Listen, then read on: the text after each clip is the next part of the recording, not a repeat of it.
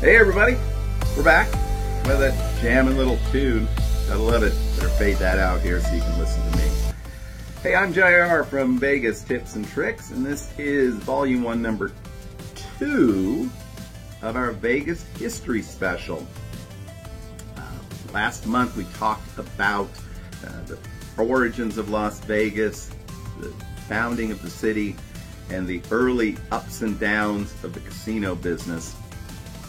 And we left off in the early 1940s with the very first strip resorts, the El Rancho Vegas and the Last Frontier.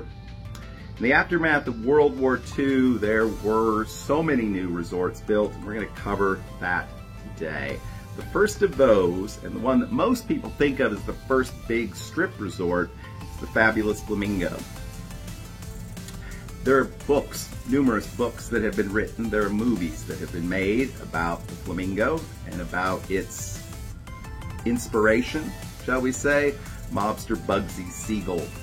Siegel had been in Las Vegas before. He was involved in the El Cortez, which opened up in 1941, a few years earlier. But his vision of the greatest resort in the world, one that would be modeled after hotels on Miami Beach and would feature the most extravagant architecture and the most ridiculous array of colors and lights. And it came to pass at a great cost to Siegel. The $6 million hotel, which opened up just after Christmas in 1946, was initially quite a flop. And whether it was because the casino was a flop, or because perhaps Siegel had taken some of that $6 million for himself, his business associates, well, they terminated him a few weeks later. Sometimes Siegel's role in the Flamingo can be exaggerated. The property was actually built by Del Webb, and there's a whole history segment right there. I'm guessing probably somebody has, but if not, someone should write a book about Webb. He'll feature in a number of the properties we talk about through this series. But ultimately, the Flamingo was a huge hit. It was a tourist attraction.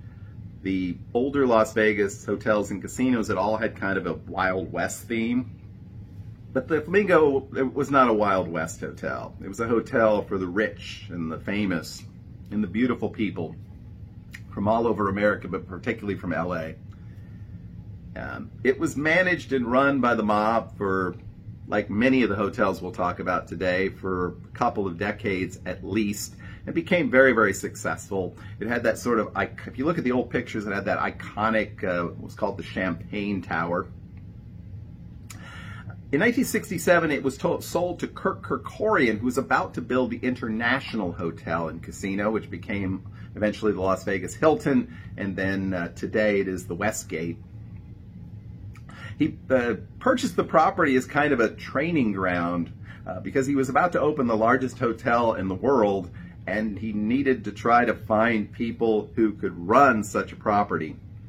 He did make some changes. He knocked down that Champagne Tower.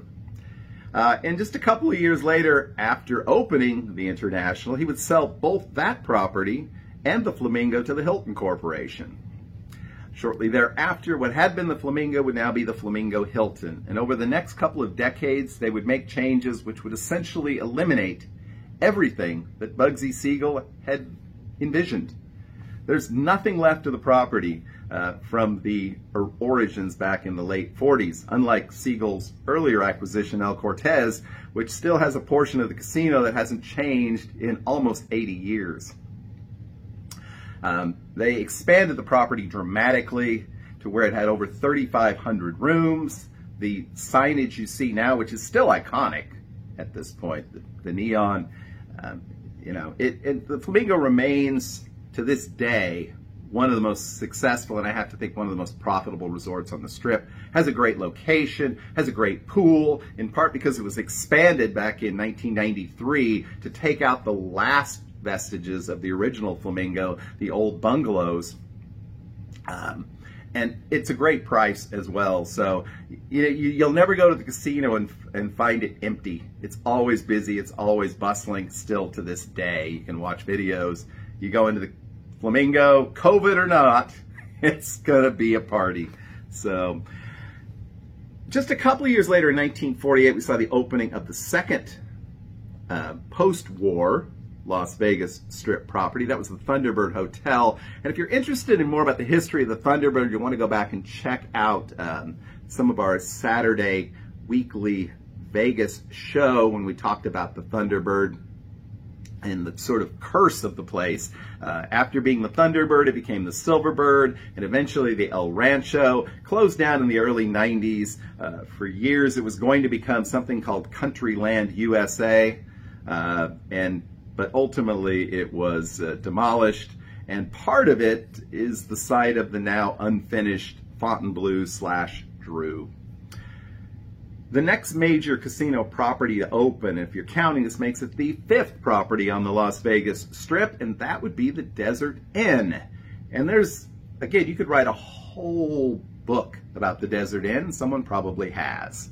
The Desert Inn was the brainchild of Wilbur Clark, an all-American success story, who worked himself up to the point where he was going to build himself a casino in Las Vegas. It was going to be called the Desert Inn. It was going to be based on a hotel of the same name in Palm Springs.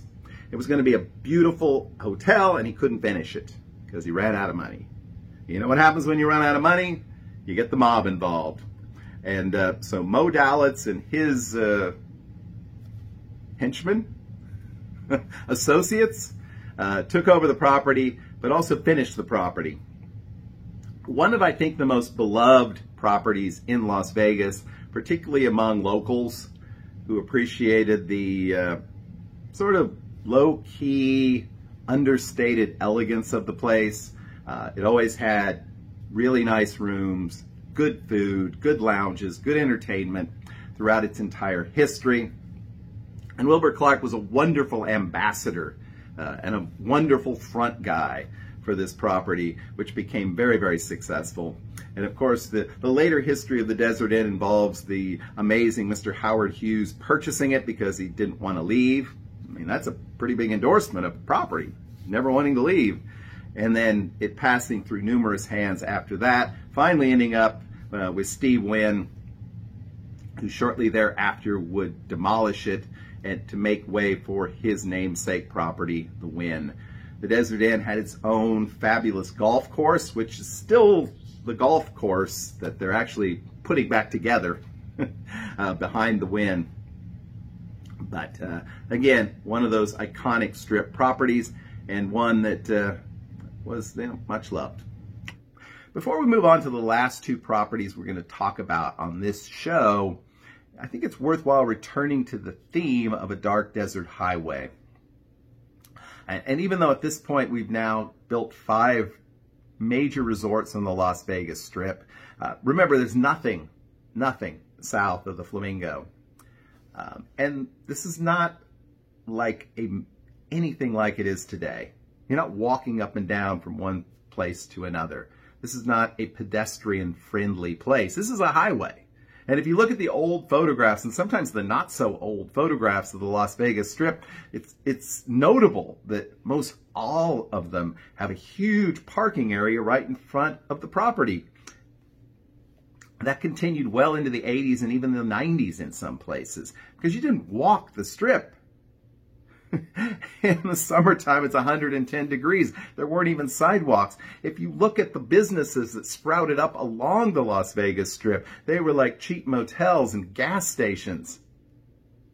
Because the Las Vegas Strip was built originally for cars, not for people.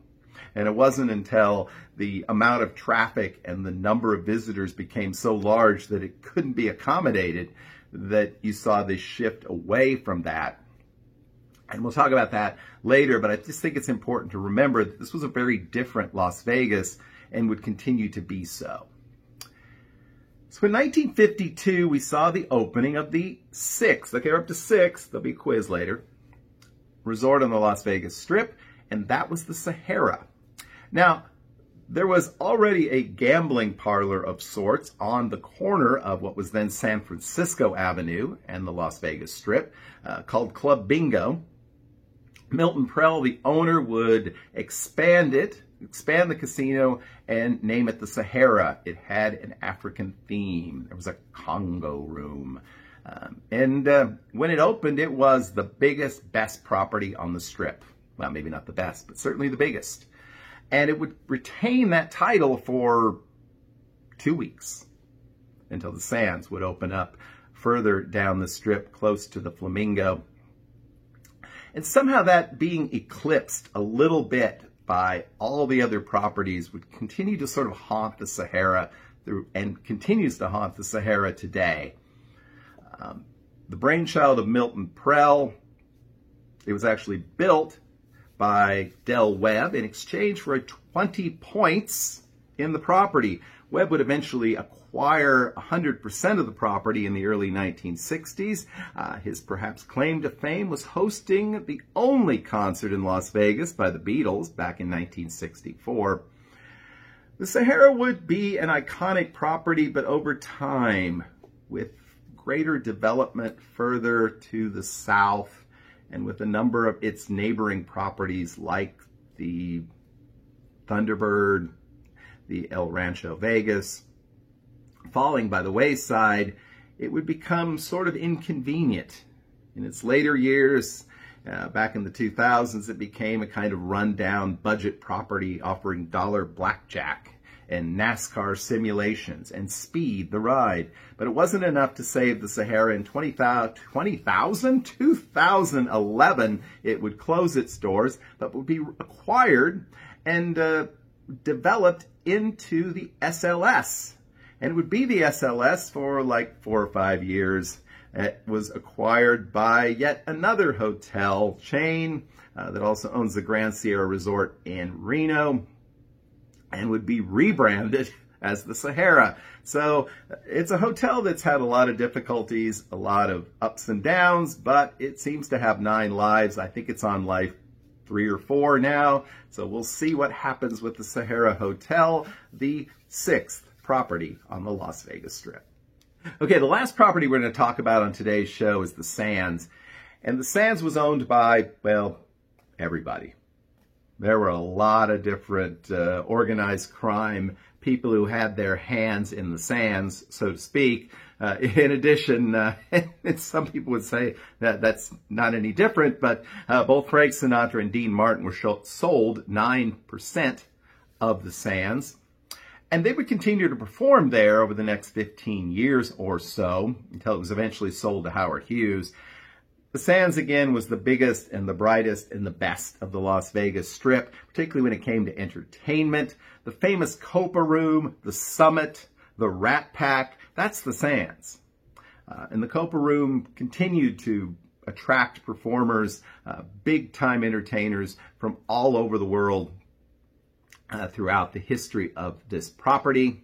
After Hughes took over the property in 1967, he and Sinatra and his friends did not see eye to eye. Sinatra took his business across the street to the newly opened Caesars Palace.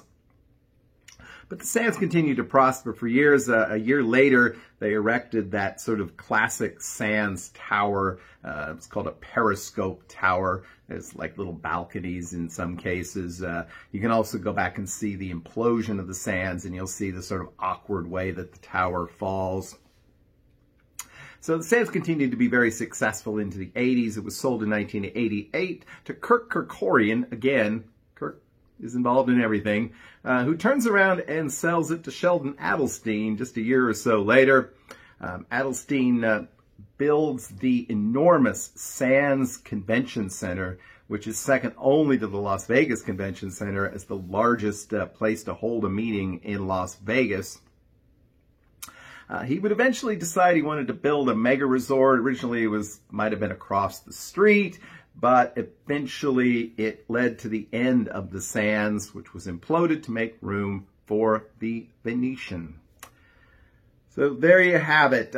Thanks so much to all of you who sat through today's program. Hope you learned a little bit about Las Vegas. We'll do this again in another month or so. Talk a little bit more about some of the other hotels that opened in the late 1950s and into the 60s and how Las Vegas has changed.